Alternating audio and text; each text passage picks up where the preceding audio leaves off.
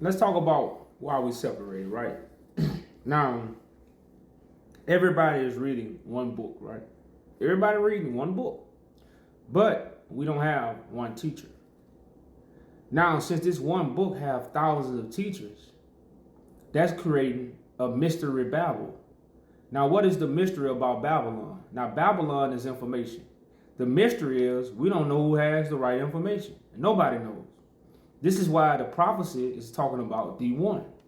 Now, we often got this saying what? Numbers don't lie. Now, why numbers don't lie? Because you can't get 2 without 1. You can't get 1,000 without 1.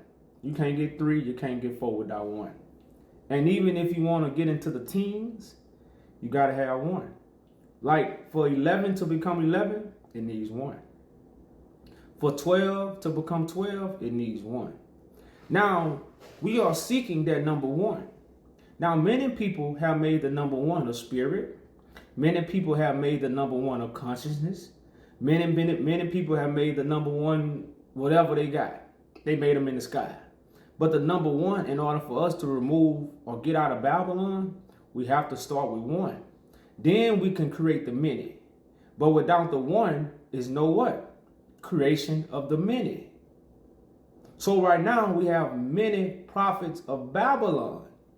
Everybody, remember, is talking about one book. But everybody is teaching it different ways.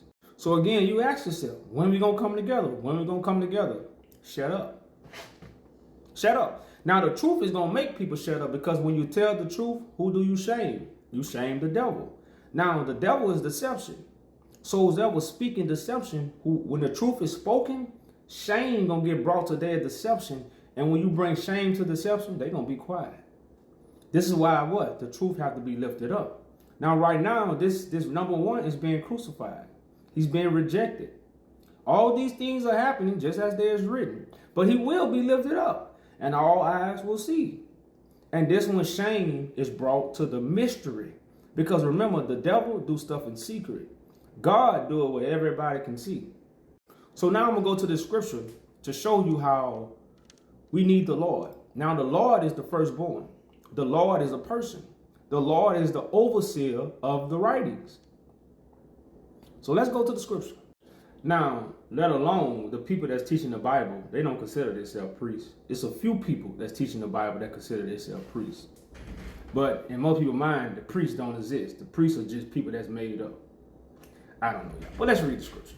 So it says, the priest said not, where is the Lord? And they that handled the law knew me not. Now, what's the first thing the priest didn't ask for? Where is the number 1? Because they say the number 1 is in the sky, it's a consciousness, or I don't know, whatever they say. But the 1 is a son of man. And I'm going to prove that with scripture. The Lord is a son of man. He's the firstborn. He's number 1. So it says, the priest said, now where's the Lord? So when they pick up the book, nobody asks where the Lord is. Because we think we already know where the Lord is. It says what? They that handled the law knew me not. So people are handling the book because the Bible is a prophecy of God. The law gonna come from the mouth. So handling the law is handling the prophetic visions, which are instructions. Law are instructions. So the Bible is instructions about what? The prophetic vision of God. It say the pastors also transgress against me, and the prophets prophesied by what? Babylon, and walk after things that do not profit. Now, like I tell people, what does it profit for someone to teach us the Bible? Nothing. The profit is in the Bible being fulfilled. That's what's going to profit us. Teaching the Bible would never bring us no profit at all. So all the teachers, the pastors, the priests are all doing things that won't profit us. Now, let's get back to why I'm making this video. Because who is the number 1? Who is this Lord that nobody is asking for? Who is this Lord that nobody is asking for? The priests, the pastors, and the people who handle the law. They not asking for the Lord. Let's see who the Lord is. Let's see who the Lord is.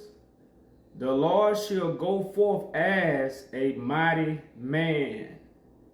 The Lord shall go forth as a mighty man. He shall stir up jealousy like a man of war. So let's go back to this jealousy. Why is jealousy going to be stirred up? How many people have picked up the Bible? How many priests have picked up the Bible? How many regular people have picked up the Bible?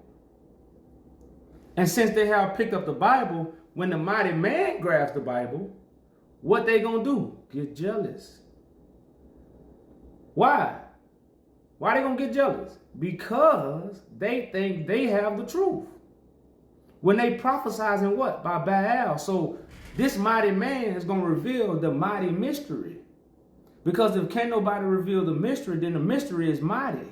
So once this mighty mystery is revealed by this mighty man, a lot of jealousy is going to be stirred up. And what they going to do? Crucify him is what they have done.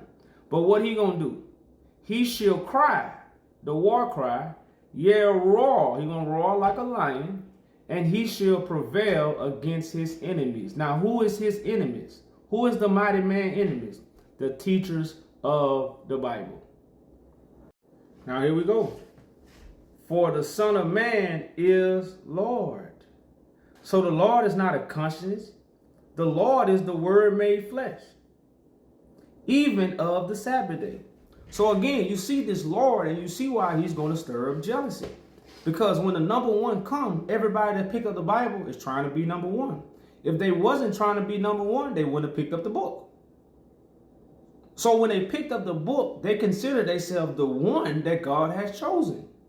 But when the truth comes, shame gonna be brought to them, because when you tell the truth, you shame the devil. And those who picked up the Bible before the number one, they gonna get shamed.